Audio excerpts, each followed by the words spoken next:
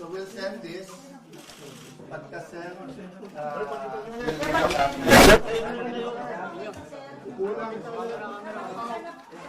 Teka. Hindi, patay na yung mic natin. Hindi ka frequency. Sir, sa kaliwa, sir.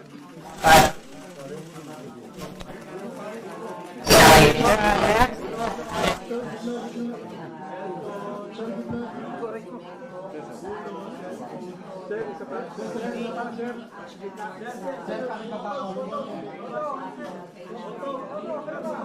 Sir, taas na.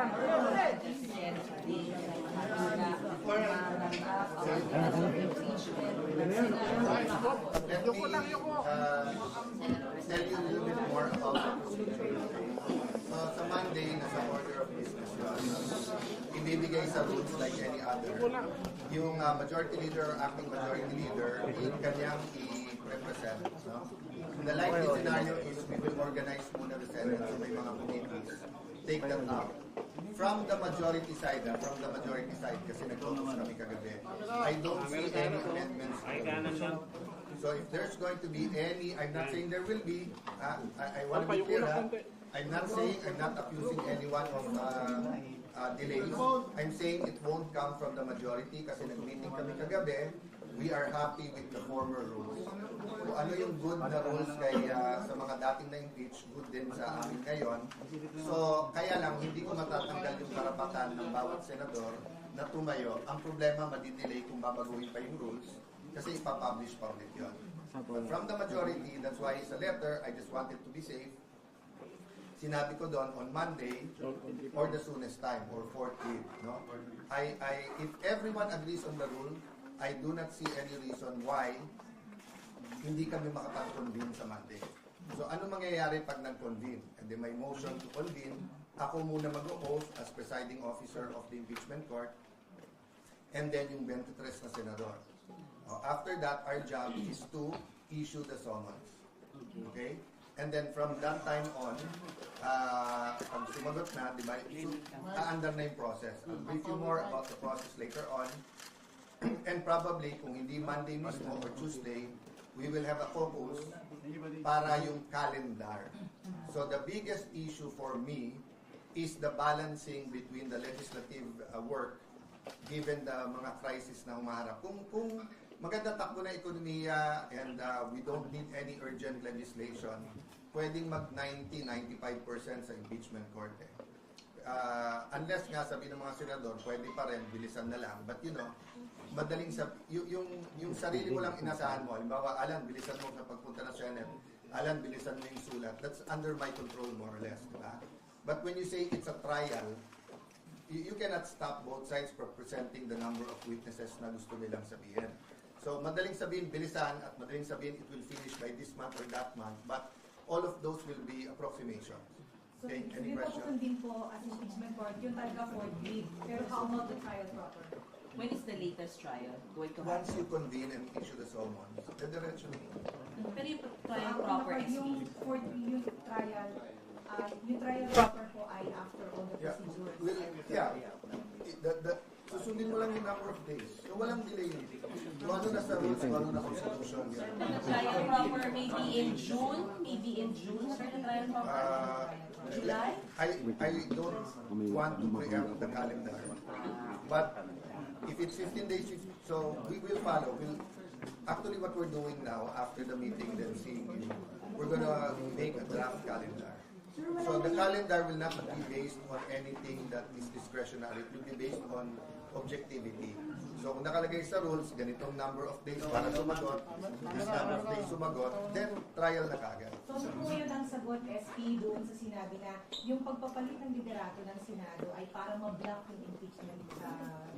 Again, I'm trying to get the United Senate. Unprecedented yung attack against the Senate.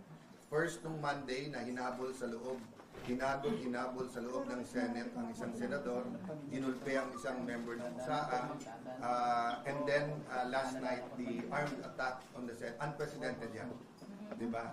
So, I'm trying to unite the Senate, the senators are people, by just simply following the law.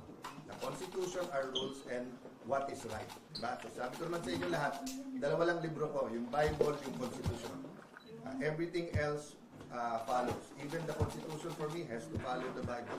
Diba? Having said that, we will follow. So walang magiging delays. I can tell you anything now, as you asked, diba, kailan yung trial. So if I have the trial July, August, then dinelay ko. Offhand lang SP, for you, trial po ba ay dapat araw-araw, Monday to Friday, or MWF? Offhand for you, what do you Offhand, suggest? either Monday to Wednesday or Monday to Thursday. Definitely hindi ako Friday because you need a motion day. Diba? So, and the question for me, the bigger question to me, is it Monday to Wednesday whole day, Okay. and then Thursday may committee hearings, or is it Monday to Thursday, half-day hearings, half-day, ano. So, definitely mag-extend kami, di ba? So, kung dati, nag-hearing ka either 9, 10 o'clock hanggang 2:45 or 3, and then 3 to 7 or 8 yung ano. Nagagawa naman namin sa budget yung magdamagan eh. But remember, I think, mga 2 weeks yun eh, na magdamagan. So, I don't think kaya naman yung magdamagan ng 2 months, di ba? 2 months. Is I what I you don't see. know eh. I don't know. It depends kasi kung ilan witnesses, or depends sa articles. That's why I don't want to speculate. Pero SP yung convene sa Monday talaga. Convene. In my letter, we're bound by that. Sa caucus, agree kami lahat. There's no reason whatsoever to dilly-dally. Okay? Having said that, syempre, kung may nag-bring up na ito yung mga ganyan, etc., bukas na yan, or whatever ganyan, baka magbotohan. But so far, yung aming 13, ang sinasabi, there's no reason why not to convene and take our oaths on So Monday. just to be sure, you are asking the prosecution team to be here on Monday for the... It's their option. To what, sir? To report, sir, about the articles of Hindi, impeachment? kasi yung tinignan ko yung dating precedents, the article itself is the presentation. Di ba? So actually, they can or cannot be here. Kasi the articles, dahil yan naman yung, kumbaga yun yung asunto eh, yun yung charge sa'yo.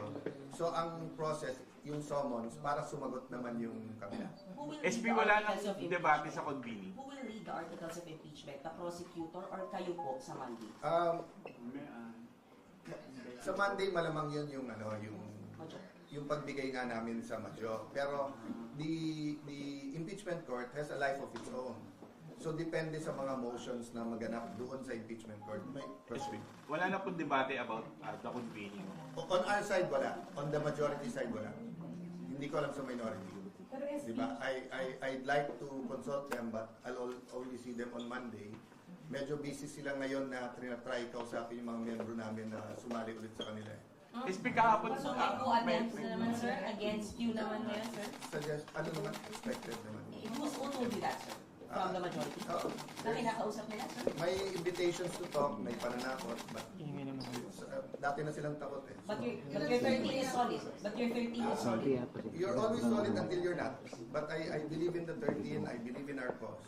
Sino nilagawan niyo? Hindi ko pa nakakausap lahat kasi nag-iayaan na mag-meeting ngayon. Sabi ko, magtrabaho muna tayo, ang tawagan na lang tayo. Because, you know, that's the nature.